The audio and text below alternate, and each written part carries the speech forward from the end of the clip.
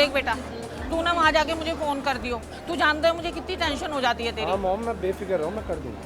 पापा अब तक तो ट्रेन आ जानी चाहिए, लगता है लेट हो गई है। कृपया ध्यान दीजिए, 1057 4:10 से 4:15 की देरी से आएगी। हो गया मेरा काम। जॉब के पहले दिन पता नहीं टाइम पे पहुँच पाऊँगा नहीं पहुँच पाऊँगा, अब तो मेरी फ्लाइट मिस हो जाएगी। तुम चिंता मत करो, सब ठीक हो जाएगा। तुम समझाओ इसे, परेशान हो रहा है पगला। चिंता की बात है पापा, पहली जॉब का पहला दिन कितना एम्बैरेसिंग होगा मेरे लिए।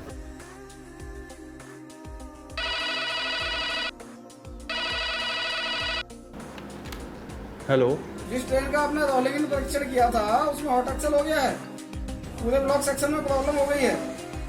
आप देख रहे हैं इसकी वजह से कितनी परेशानी हो रही है यात्रियों को। सॉरी सर, मैंने ध्यान नहीं दिया, आगे से ऐसा नहीं होगा। आपके खिलाफ एक्शन हो सकता है इसमें।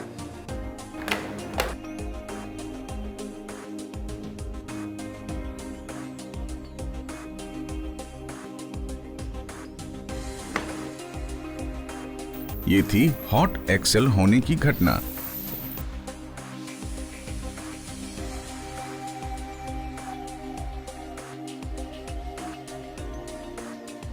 जिसकी वजह से पूरा ब्लॉक सेक्शन प्रभावित हुआ, सिर्फ इसलिए कि सुपरवाइजर ने जल्दबाजी दिखाई और ट्रेन की सघन जांच नहीं की। अब पूरी जांच के बाद ब्लॉक सेक्शन क्लियर करवाया जा रहा है।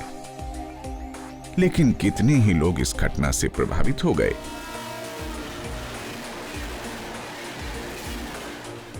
हमने फिल्म के शुरू में देखा कि कैसे इस वजह से मनोज परेशान हुआ, और अब ये तो तय है कि वो नियत समय पर अपना जॉब ज्वाइन नहीं कर पाएगा। चलिए, यातायात सामान्य हुआ, हालांकि काफी लोग परेशान जरूर हो गए। ट्रेन लेने वाले सभी लोग किसी न किसी मकसद से सफर पर निकलते हैं। किसी भी तरह की देरी परेशानी का कारण बन जाती है, लेकिन इन सुपरवाइजर साहब को एक सबक जरूर मिला है। उनकी बात यहीं खत्म नहीं होती, अब इस बारे में उनकी काउंसलिंग की जाएगी। आइए चलते हैं वहां जहां ये काउंसलिंग चल रही है।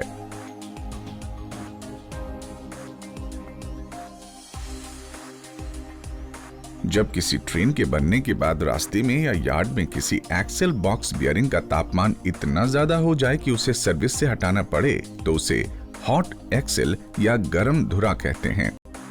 हॉट एक्सेल की पहचान करने के लिए अपनी इंद्रियों का इस्तेमाल कीजिए। आंख द्वारा यानी ध्यान से देखें। सबसे पहले आंखों का इस्तेमाल करें और बारीकी से देखें कि बियरिंग से ग्रीस तो नहीं निकल रहा, यानी एक्सेल के चारों तरफ या व्हील पर ग्रीस का छिड़काव तो नहीं हो रहा।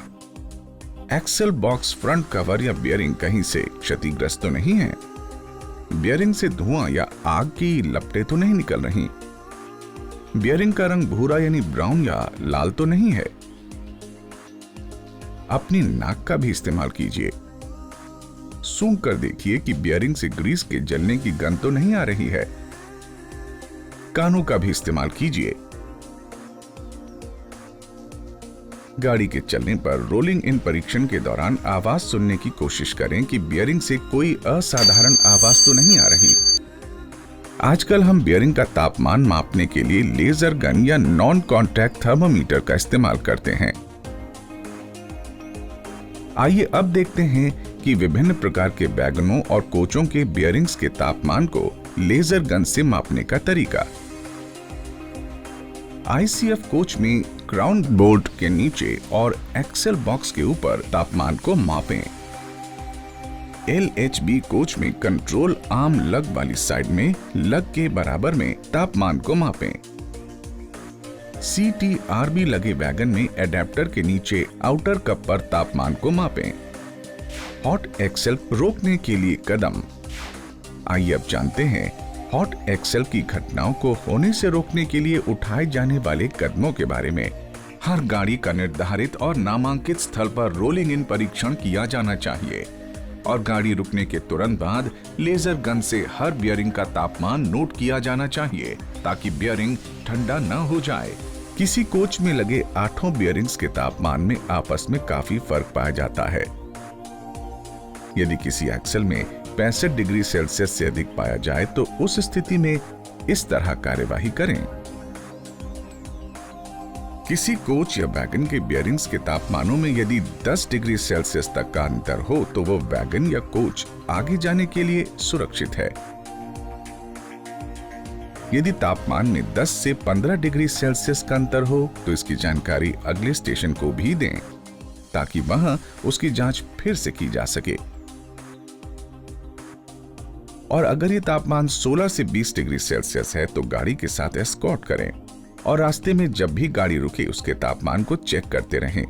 ऐसा ना हो कि तापमान अधिक हो रहा हो। यदि यह तापमान 20 डिग्री सेल्सियस से अधिक हो तो वैगन या कोच को सर्विस में ना चलाएं। और यदि किसी वैगन का तापमान 90 डिग्री सेल्सियस से अधिक और कोच का तापमान 80 डिग्री सेल्सियस से अधिक हो तब भी वैगन और कोच को सर्विस में ना चलाएं।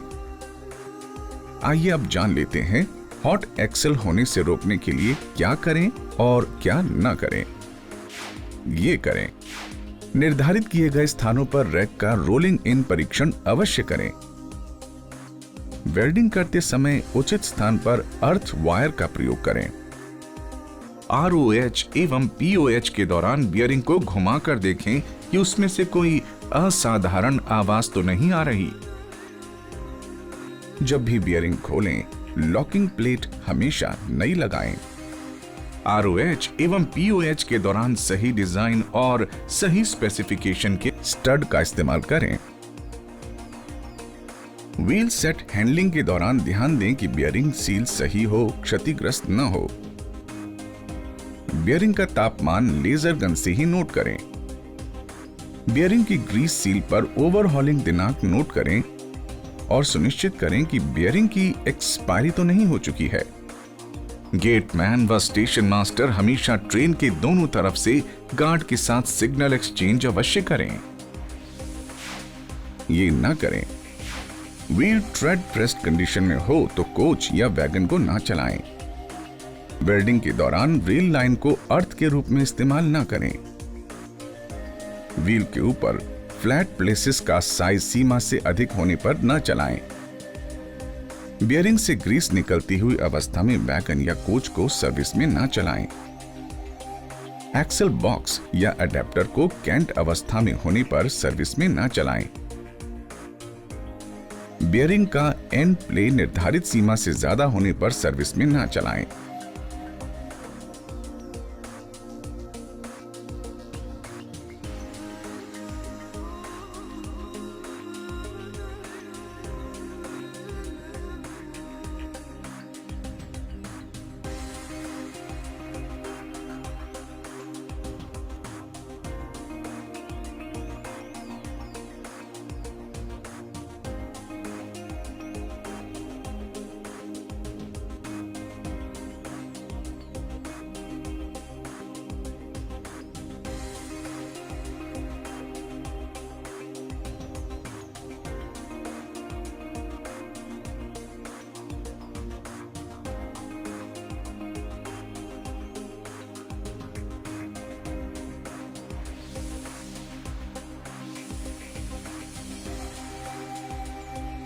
हॉट एक्सेल के परिणाम।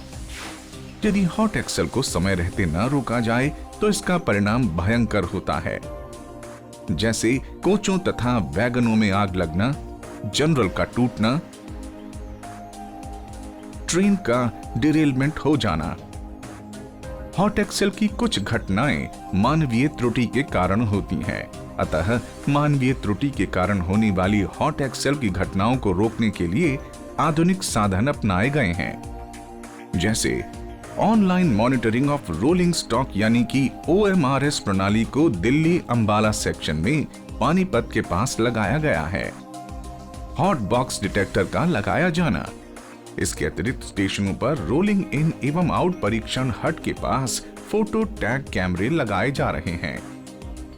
तो सुपरवाइजर साहब, वैसे तो ये बातें आप जानते ही होंगे, लेकिन फिर भी आगे के लिए इन बातों का पूरा ध्यान रखें। अगर ऐसा करेंगे तो किसी को आपसे शिकायत नहीं होगी, लोगों का समय बर्बाद नहीं होगा।